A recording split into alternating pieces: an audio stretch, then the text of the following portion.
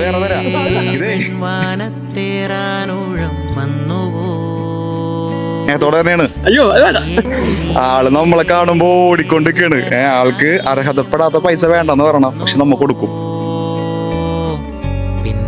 So നമ്മൾ ആ ഒരു ചേട്ടൻ അവരെ എമൗണ്ട് വാങ്ങിക്കാൻ തയ്യാറല്ല. നമ്മളിപ്പോ രണ്ടുപേരെ നമ്മൾ കണ്ടെത്തിയിട്ടുണ്ട്.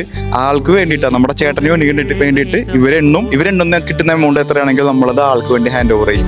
സോ നോക്കി നോക്കാം നമുക്ക്. ഇഷ്ടം